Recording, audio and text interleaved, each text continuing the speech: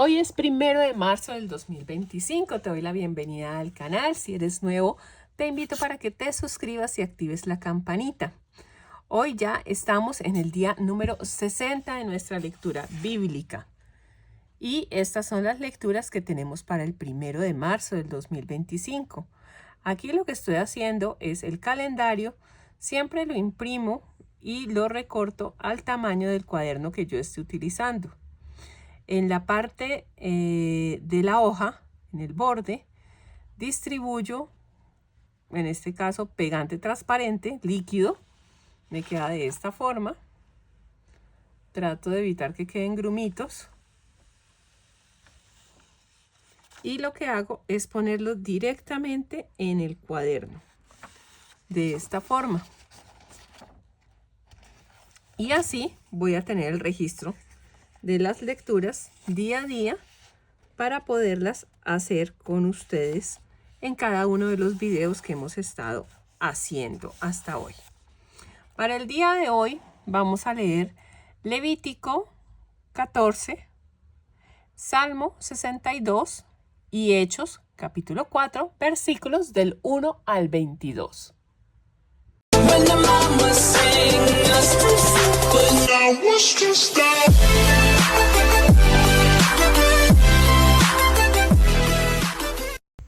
Antes de empezar el mes, a mí me gusta decorar un poco el calendario en el que tenemos las lecturas. Así es que voy a colocar algunos stickers y unos washi tapes para poderlo ver un poquito más vistoso, que le dé más vida. Igual esto va a gusto de cada uno. Por eso también lo dejé en color blanco y negro únicamente, y en rojo pues los festivos correspondientes aquí a Colombia. Pero bueno, eso van gustos de cada uno. Recuerda suscribirte al canal y ahora sin más preámbulos, arrancamos con las lecturas del día de hoy. En el nombre del Padre, del Hijo, del Espíritu Santo. Amén. Señor, creo que en las Sagradas Escrituras que voy a leer se contiene tu santa palabra. Haz que la escuche con todo respeto de amor. Ilumina mi mente para que por medio de ella conozca tu santa voluntad y mueve mi corazón para que cumpla con fidelidad lo que tú quieres de mí. Te lo pido por Jesucristo, tu Hijo, nuestro Señor. Amén. Levítico 14. Rito de purificación del leproso. El Señor dijo a Moisés: este es el rito de purificación del leproso. El enfermo será llevado al sacerdote, el cual saldrá del campamento para reconocerlo. Si comprueba que el leproso está curado de su lepra, mandará a traer para el hombre que va a purificar 2 pájaros vivos y puros, madera de cedro, una tela roja e hisopo. El sacerdote ordenará inmolar uno de los pájaros sobre una vasija de barro llena de agua corriente. Tomará el pájaro vivo, el cedro, la tela roja y el hisopo, y los mojará en la sangre del pájaro inmolado sobre el agua corriente. Rociará 7 veces al hombre que va a ser purificado de la lepra, y lo declarará puro. Después soltará al campo el ave viva. El leproso lavará sus vestidos, se cortará todo el pelo, se bañará y quedará puro. Entonces podrá entrar de nuevo en el campamento, pero todavía se quedará 7 días fuera de su tienda. El día 7º se cortará de nuevo todo el pelo, cabello, barba y cejas. Lavará sus vestidos, se bañará y quedará puro.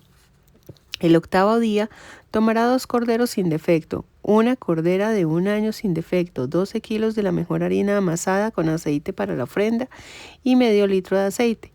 El sacerdote que hace el rito de purificación colocará al que va a purificar junto con sus ofrendas ante el Señor a la entrada de la tienda del encuentro. Tomará uno de los corderos y lo presentará como sacrificio de reparación, y también medio litro de aceite, haciendo con ellos el rito del balanceo en presencia del Señor. Degollará el cordero en el lugar del santuario donde se inmolarán las víctimas de expiación y el holocausto, pues el sacrificio de reparación pertenece al sacerdote igual que el sacrificio de expiación. Es algo muy sagrado.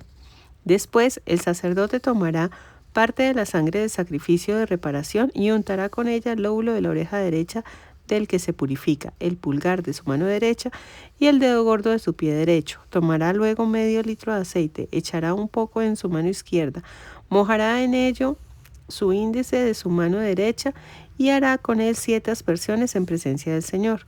Con el aceite que le queda en la mano ungirá el lóbulo de la oreja derecha del que se purifica, el pulgar de su mano derecha y el dedo gordo de su pie derecho, encima de la sangre del sacrificio de reparación.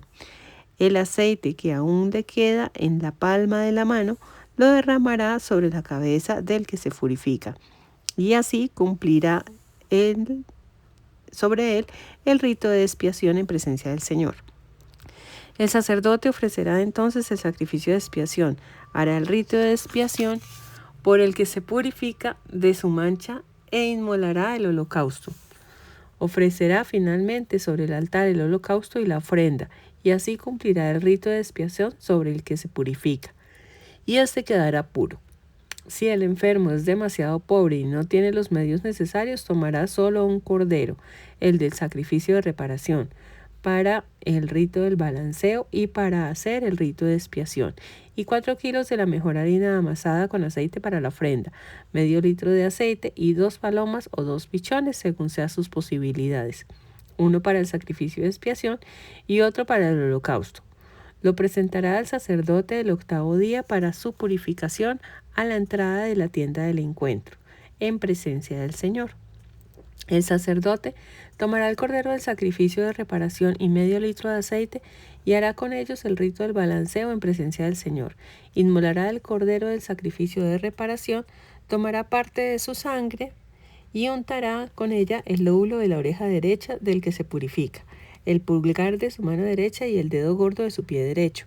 Echará aceite en su mano izquierda, mojará en él el índice de su mano derecha y hará con él 7 aspersiones en presencia del Señor. Con aceite del que le queda en la mano izquierda, untará el lóbulo de la oreja derecha del que se purifica, el pulgar de su mano derecha y el dedo gordo de su pie derecho, encima de la sangre del sacrificio de reparación. El aceite que aún le queda en la mano lo derramará sobre la cabeza del que se purifica para hacer sobre él el rito de expiación en presencia del Señor. De los 2 pichones o palomas, según las posibilidades del que se purifica, ofrecerá uno para el sacrificio de expiación y el otro para el holocausto, junto con la ofrenda. Así hará el rito de expiación en presencia del Señor sobre el que se purifica. Esta es la ley para la purificación del leproso que no dispone de recursos. La lepra de las paredes. El Señor dijo a Moisés y a Aarón: cuando hayan entrado en la tierra de Canaán, que yo les daré en posesión, y cuando yo haga aparecer manchas como de lepra en alguna de la casa de la tierra que van a ocupar, su dueño se presentará al sacerdote y le dirá: me parece haber visto algo semejante a lepra en mi casa. Antes de entrar a examinarla, el sacerdote hará dar la orden de desalojar la casa para que no se hagan impuras las cosas que hay en ella, después de lo cual entrará a examinarla. Examinará la mancha. Si observa cavidades verdosas o rojizas hundidas en las paredes, saldrá afuera a la puerta de la casa y la clausurará durante 7 días. Al 7º día volverá a examinarla, y si ve que la infección se ha extendido por las paredes de la casa, dará orden de arrancar las piedras infectadas y de tirarlas fuera de la ciudad a un lugar impuro. Hará raspar las paredes por dentro y mandará tirar el polvo de las raspaduras en lugar impuro fuera de la ciudad. Se tomarán otras piedras para reemplazar a las primeras y nueva mezcla para revocar las paredes de la casa. Si la infección reaparece de nuevo después de cambiarlas las piedras y de haber raspado y revocado la casa, regresará el sacerdote y las examinará. Si la infección se ha extendido por la casa, entonces hay en la casa lepra contagiosa y la casa es impura. Será demolida, y las piedras y la madera y los escombros serán sacados a un lugar impuro fuera de la ciudad. El que haya entrado en la casa durante el tiempo que estuvo clausurada será impuro hasta por la tarde. El que haya dormido en ella lavará sus vestidos, el que haya comido en ella lavará sus vestidos. Pero si el sacerdote comprueba que la infección no se ha extendido por la casa una vez revocada, la declarará pura, pues la infección ha desaparecido. Para el rito de expiación de la casa tomará 2 pájaros, madera de cedro, una tela roja y hisopo. Inmolará una de las aves en una vasija de barro, llenará de agua corriente. Tomará la madera de cedro, el hisopo, la tela roja y el ave viva. Lo mojará todo en la sangre del ave inmolada sobre el agua corriente y hará 7 aspersiones sobre la casa. Así reparará la impureza de la casa con la sangre del ave, el agua, el ave viva, la madera de cedro, el hisopo y la tela roja. Luego soltará al ave viva fuera de la ciudad, en el campo. Así hará el rito de expiación por la casa y ésta quedará pura. Esta es la ley en todos los casos de lepra o tiña, lepra de vestido y de casas, tumores, úlceras o manchas relucientes, para poder declarar cuándo una cosa es pura y cuándo es impura. Esta es la ley sobre la lepra. En esta lectura vemos algo muy importante que me llamó la atención, y es el hecho de que tú tengas o no tengas recursos no te exime de las responsabilidades. Aquí hablamos que las personas que no tenían recursos tenían que igual hacer sus ofrendas para quedar purificados. Asimismo, nosotros no podemos estar justificando que porque pobrecita que la persona no tiene, entonces hay que dejarla hacer lo que quiera porque pobrecita.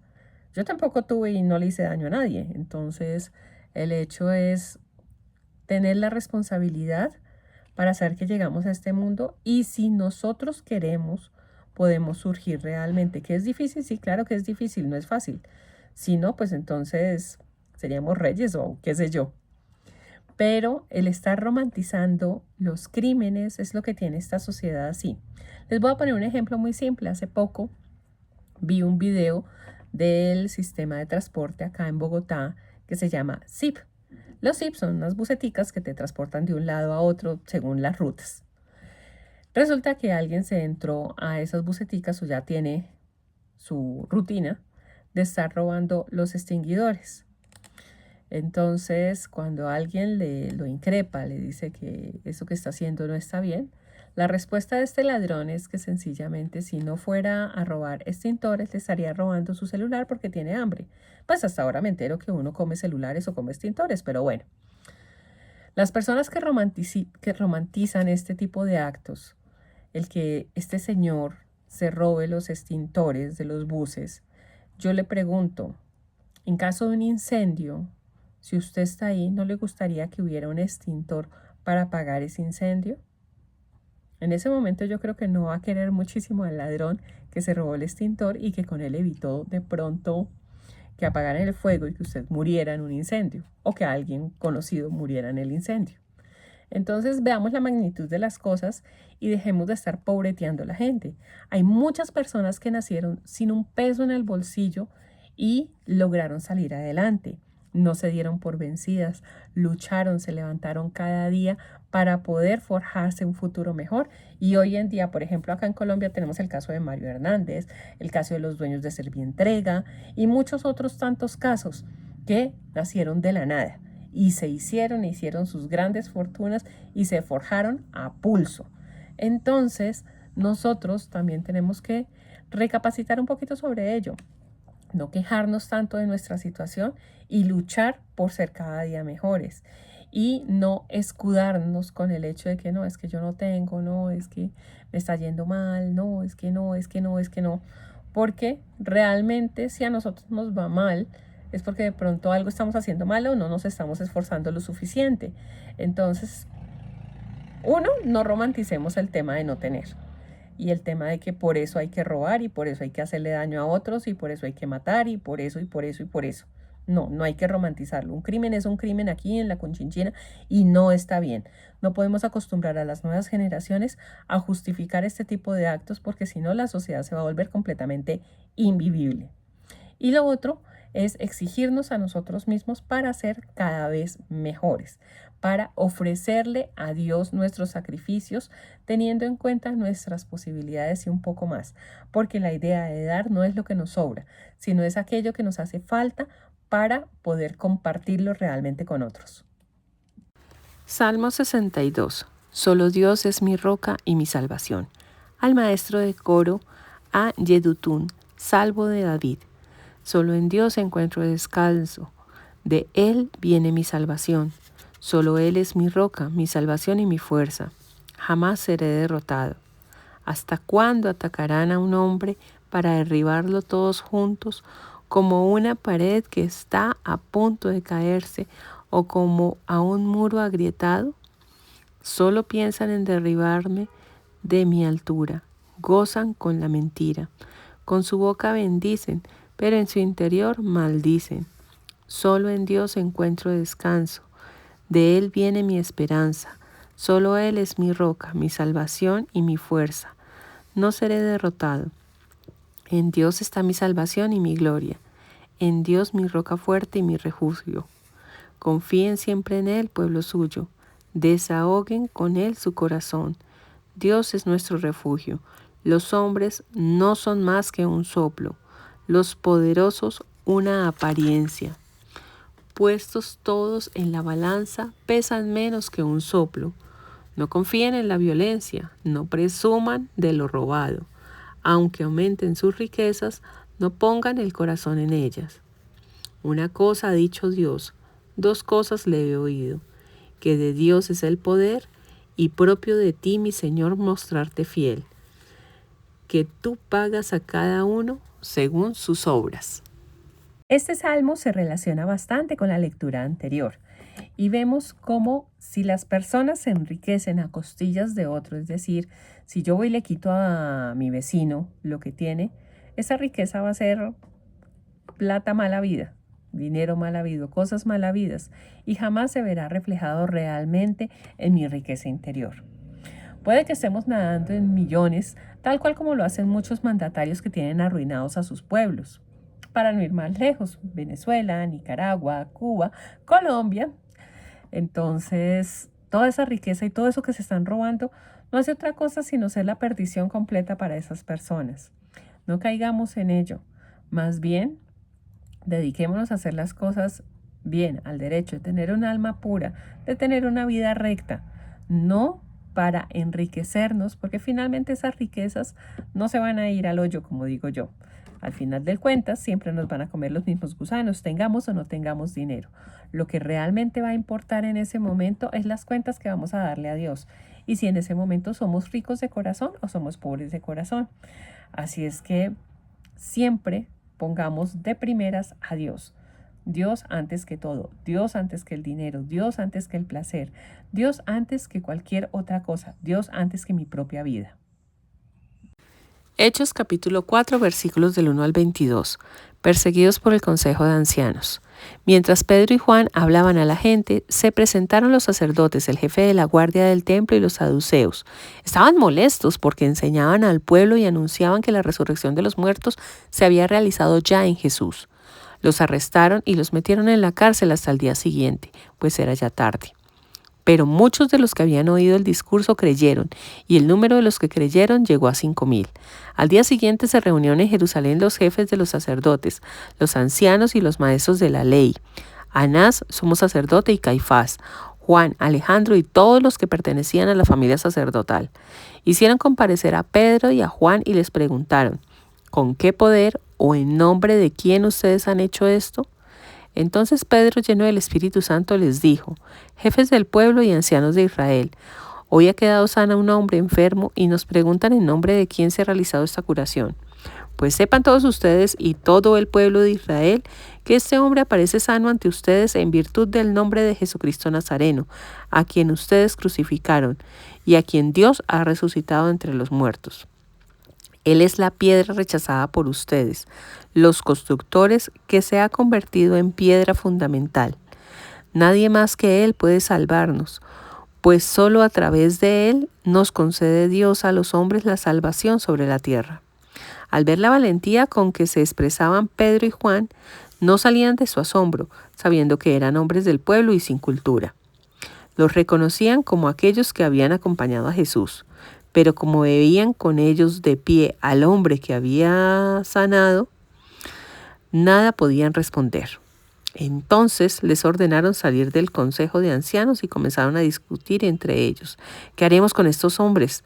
El milagro que han hecho es notorio y lo saben todos los habitantes de Jerusalén. No podemos negarlo. No obstante, para que no se divulgue más entre el pueblo, los amenazaremos para que no vuelvan a hablar a nadie en nombre de ese. Así que los llamaron y les prohibieron terminantemente hablar y enseñar en nombre de Jesús. Pedro y Juan les respondieron: ¿Les parece justo delante de Dios que les obedezcamos a ustedes antes que a Él? Por nuestra parte, no podemos dejar de proclamar lo que hemos visto y oído. Ellos, amenazándolos de nuevo, los dejaron en libertad. No encontraron el modo de castigarlos por temor al pueblo, pues todos daban gloria a Dios por lo sucedido. Aquí vemos la valentía de Pedro y Juan al enfrentarse a los grandes sacerdotes y los maestros de la ley de aquel entonces. Asimismo, vemos hoy en día como muchas personas están cobrando valor y llenos de Dios y del Espíritu Santo, están luchando en contra de aquellas personas que quieren silenciar a Dios, que quieren mofarse de Él y que quieren hacer que ya no vuelva a existir. Pues sepan todos que Dios es más grande que cualquier otra cosa. Así es que la gloria es para aquellas personas que realmente tienen el valor de levantar la voz, para aquellas personas que han sido arrestadas, como por ejemplo aquella madre que fue sacada de los brazos de su hijo o de su hija, ya no recuerdo, porque estaba orando a no sé cuántos metros de un estúpido centro de abortos. Entonces, vemos que a pesar de ello, ella con valentía, con decisión, siguió creyendo en Dios. No sé de qué religión sea, no me interesa. Lo que me interesa es reconocer que las personas que creen realmente en Dios, que aman a Dios con todo su corazón, no les importa ir presas, no les importa separarse de aquellas personas a las que ama, no les importan las consecuencias.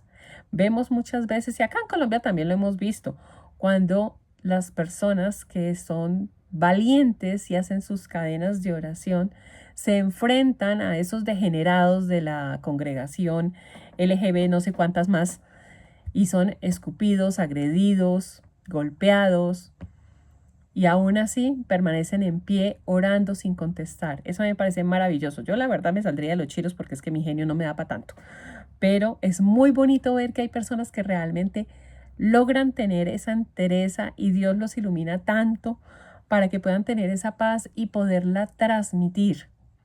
Otra cosa que pasó es que hay personas que se están aprovechando de aquellas que hacen oración, bueno, aparte de perseguirlas y meterlas presas y todo el cuento, las están provocando.